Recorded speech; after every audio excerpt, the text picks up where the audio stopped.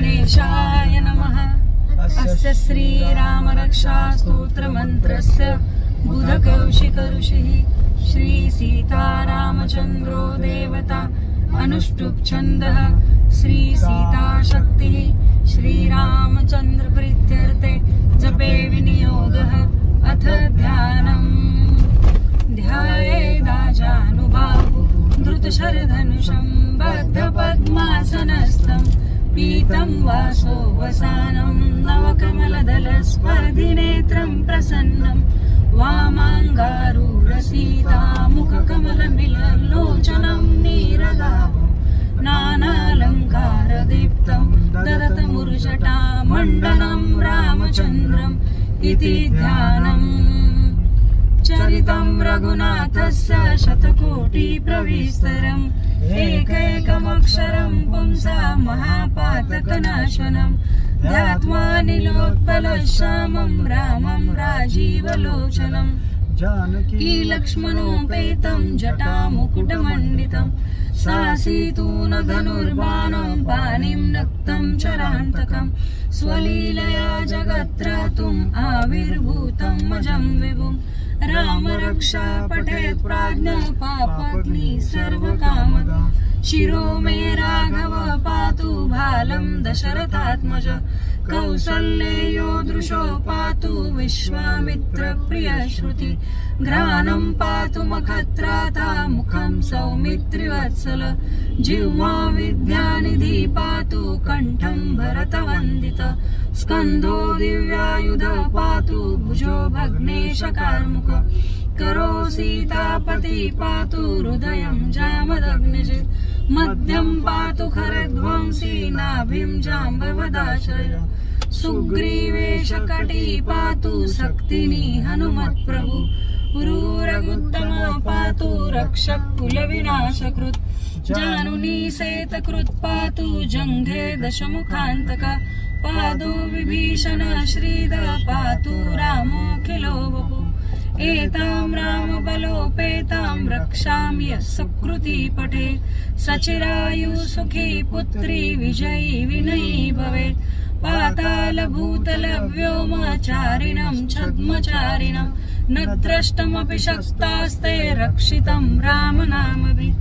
रामेति रामभद्रेति रामचन्द्रेति वा स्मरन् नरो न लिप्यते पापैर्भक्तिं मुक्तिं स विन्दति जगज्जैत्रेकमन्त्रेण रामनाम्नाभिरक्षितं यः कण्ठे धारयेतस्य करस्सा सर्वसिद्धये वज्रपञ्जरनामेद यो राम कवचं स्मरेत् अव्याहतात् न सर्वत्र लभते जयमङ्गलम् इष्टवान् यथा स्वप्ने राम रक्षामि मां हर तथा लिखितवान् प्राप्त प्रबुद्धो बुधकौशिक आराम कल्पवृक्षाणां विराम सकलापदाम् अभिराम श्रीलोकानां रामं श्रीमान् सनः प्रभु तरुणो रूपसम्पन्नो सुकुमारो महाबलो पुण्डरीक विशालाक्षो चिरकृष्णाजिनाम्बरो फलमूलाशिनो दान्तो तापसो ब्रह्मचारिणो पुत्रो दशरथस्तैतो भ्रातरो रामलक्ष्मणो शरण्यो सर्वसत्त्वानां श्रेष्ठो सर्वधनुष्मतां रक्षक कुलनिहन्तारो त्रायेतानो रघुत्तमो आत्तसज्जधनुषा विशुस्पृशा वक्षया शुगनिशङ्गसङ्गिनो रक्षणाय मम राम लक्ष्मणा वग्रतपति सदैव गच्छता सन्नद्ध कवची खड्गी चापबाणधरो युवा गच्छन्मनोरथोऽस्माकं रामं पातु स लक्ष्मणो रामो दाशरथी शूरो लक्ष्मणानुचरो बलि काकुत्स्थ पुरुष पूर्ण कौसल्येयो रघुत्तम वेदांत वेद्यो यज्ञेश पुराण पुरुषोत्तम जानकी वल्लभ श्रीमान् अप्रमेय पराक्रम इत्येतानि जपन्नित्यं मद्भक्त श्रद्धयान्वित अश्वमेधादिकं पुण्यं सम्प्राप्नोति न संशय रामं दूर्वं दशामं पद्माक्षं पीतवाससं स्तुवन्ति नामभिर्दिव्ये न ते संसारिणो नर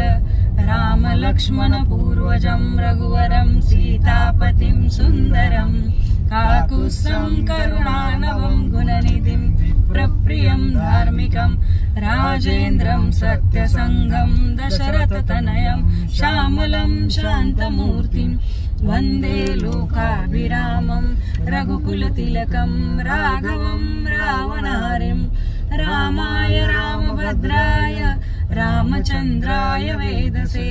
रघुनाथाय नाथाय सीताय पतये नमः। श्रीराम राम रघुनन्दन राम राम श्रीराम राम भरताग्रज राम राम श्रीराम राम रणकर्कश राम राम श्रीराम राम शरणं भव राम राम श्रीरामचन्द्र चरणो मनसा स्मरामि श्रीरामचन्द्र चरणो वचसा गृह्णामि श्रीरामचन्द्र चरणो शिरसा नमामि श्रीरामचन्द्र चरणो शरणं प्रपद्ये। माता रामो मत्पिता रामचन्द्र स्वामी रामो मत्सखा रामचन्द्र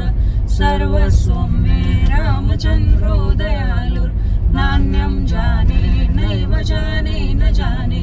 दक्षिणे लक्ष्मणो यस्य वामे तु जनकात्मजा पुरतो मारुतिर्यस्य तं वन्दे रघुनन्दनं लोकाभिरामं रणरङ्गधीरं राजीवनेत्रं रघुवंशनाथं कारुण्यरूपं करुणाकरन्तं श्रीरामचन्द्रं शरणं प्रपद्ये। मनोजवं मारुततुल्यवेगं जितेन्द्रियं बुद्धिमतां वरिष्ठं वातात्मजं वानरयूथमुख्यं श्रीरामदूतं शरणं प्रपद्ये। कूजन्तं राम रामेति मधुरं मधुराक्षरम् आरुह्य कविताशाखा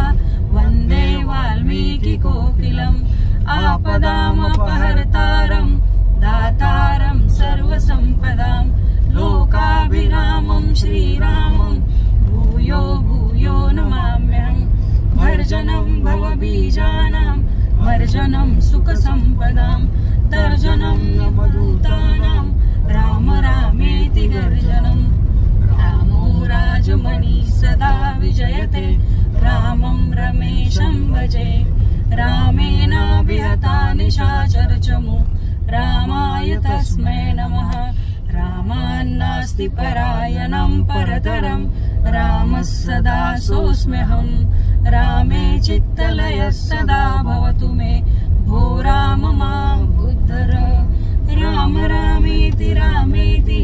रमे रामे मनोरमे सहस्रनाम तत्तुल्यं रामनाम वरानने इति श्रीबुधकौशिकविरचितं श्रीरामरक्षास्तोत्रं सम्पूर्णं श्रीसीतारामचन्द्रार्पणमस्तु। जय जय रघुवीर समर्थ।